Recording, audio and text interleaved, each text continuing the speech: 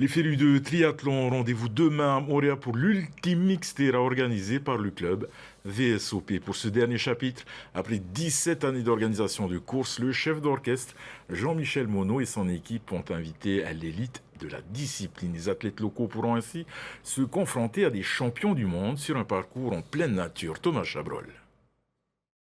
C'est le dernier chapitre pour boucler les 3 courses de l'année siglées Xterra. Et le gratin de la discipline est au rendez-vous.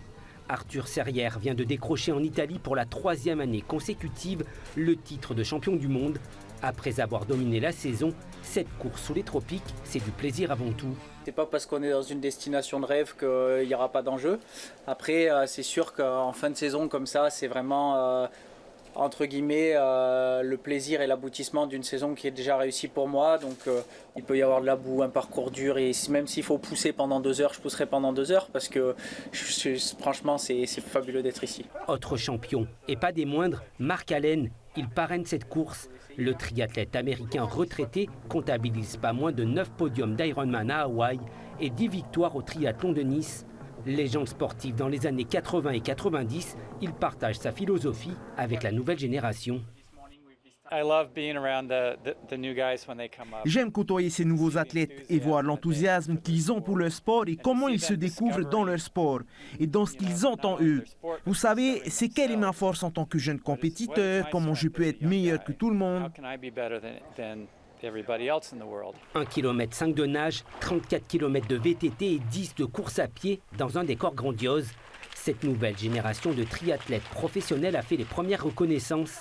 Entre racines, boue et courbes fuyantes, la chaleur et l'humidité seront des difficultés supplémentaires tout au long des 3 épreuves. Je reviens des championnats du monde où il a fait froid, et donc là il faut se réadapter à un climat qui est tropical avec beaucoup de chaleur, beaucoup d'humidité. Donc c'est vrai qu'il faut prendre en compte une hydratation un peu plus importante.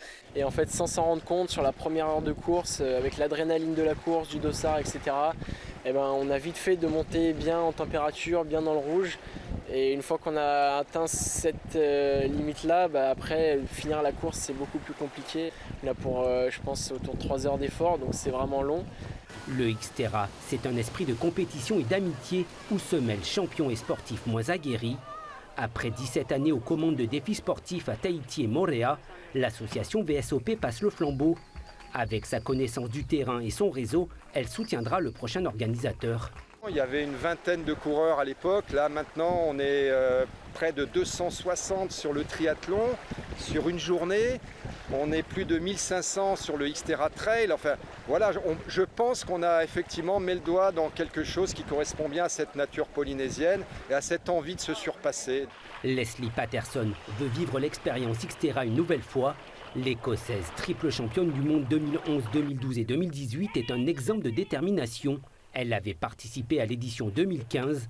En plus de sa carrière, elle est la scénariste du film À l'Ouest, rien de nouveau, qui a remporté 4 Oscars l'an dernier. Inspirante et déterminée, cette championne vise une nouvelle victoire.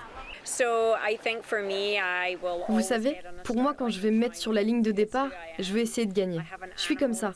J'ai un animal à l'intérieur de moi. Mais ce n'est pas que ça. Ce qui est le plus important, c'est l'expérience de cette épreuve. Les gens, l'amour, l'amitié, la joie, les rires après l'arrivée. Autre réussite pour l'association VSOP, au fil des années, elle a su capter l'engouement des Polynésiens pour les sports nature et faire monter le niveau. Plusieurs athlètes locaux ont ainsi pu participer au championnat du monde Xterra.